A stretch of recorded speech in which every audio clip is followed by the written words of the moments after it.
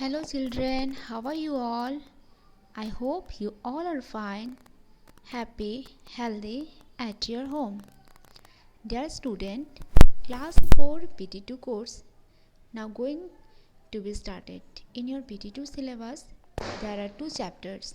First one is Inserting Objects in Word 2013 and the second chapter is Introduction to PowerPoint 2013.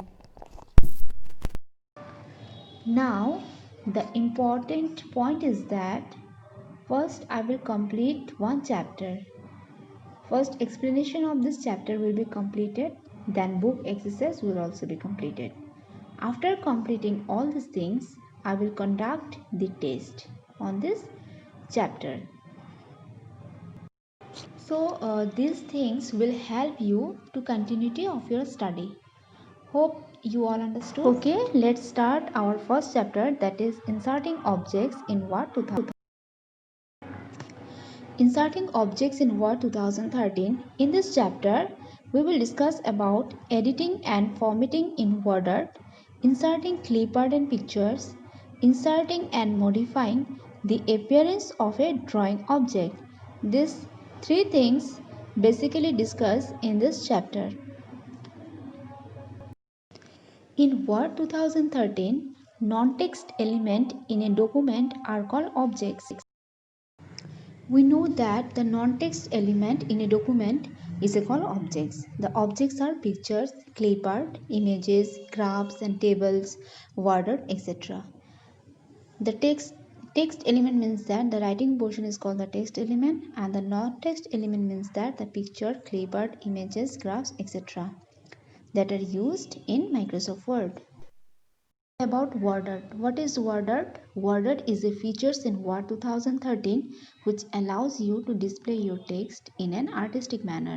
There are various styles in the WordArt gallery that can be applied to the text. WordArt is a feature in Microsoft Word and it displays our text in an artistic manner. And there is various styles in the WordArt gallery which we can apply to our text. Now, adding WordArt. How we can add in Microsoft Word. To insert WordArt to a given text, there are some steps and we can follow the steps. Step 1 is click on the Insert tab. First we will go to the Insert tab and click on it. Step 2 is click on WordArt in text group. A list of WordArt styles will appear. Second, we will go to the WordArt text group. A list of WordArt styles will appear.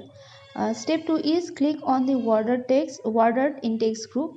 First we will click on the WordArt, then we see that a list of WordArt styles will appear, and when these WordArt styles will appear, then we'll move to the step 3, that is select the WordArt styles of your choice. Then we can choose any WordArt styles, select that WordArt styles according to our choice.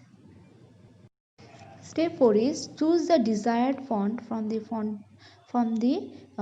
drop down list and the desired font size from the size drop down list. We can choose the font from the drop down list and the font size also from the size drop down list. Here we will choose the font size and the font. Step 5 is if you want, you can also select a text. Select text style, bold or italic. Step 5, in step 5, if you want, then you can also select our text styles. The text style will be bold or italic, it's depend on you. So in step 5, there is one options that we can select our text style. Step 6 is type the text and click OK. After that, we will type the text and click on the OK button. Click on the OK button. The text will appear in the chosen style and will be called as a WordArt object. After typing the text and click on the OK button, then the text will appear in a chosen style and this will be called as a WordArt object. So these are the 6 steps that we can insert the WordArt to a given text.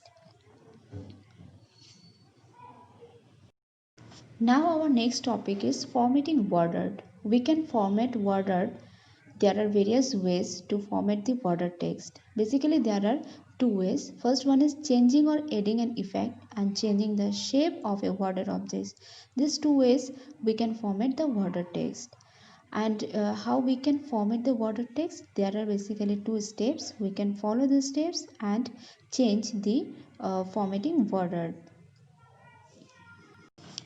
Step 1 is select the border object. First we will select the border object, and in step 2 you will go to the border styles group, and the border style group is in the format tab. Okay, and in the format tab, when the under the border styles group, click on the change border shapes. Then we'll go and click on their border shape options, and from there choose the desired shape.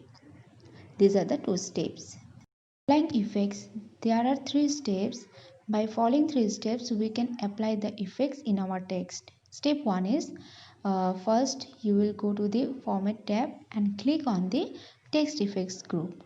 After clicking text effects group, a drop down arrow in the border styles group will appear, and after that select the border objects. And the step 2 is a drop down menu of effects will appear. After that you will select the desired 3D effects from the 3D effects group. And the step 3 is the text will transform into the selected styles. Lastly, the text will transform into the selected styles. These are the three steps we can follow for applying effects. Applying shadow effects. This is our next topic, how we can apply shadow effects in our text document. There are also three steps. By following three steps, we can apply the shadow effects. So step 1 is select the border object. First of all, you will select the border object, and in the step 2, open the format tab under the border tools. In step 2, first of all we will open the format tab, and the format tab is under the border tools. And the step 3 is click the shadow effects options from the shadow effects drop down arrow, and lastly choose the desired shadow effects. Our next topic is adding or changing the fill style. How we can add or change the fill styles, adding or changing the outline, inserting clipart and pictures, inserting shapes. These are the important topics that we will discuss in our next video. And the next classes, I also discuss with you the book exercise, solve the book exercise along with this important topics. Okay, thank you so much.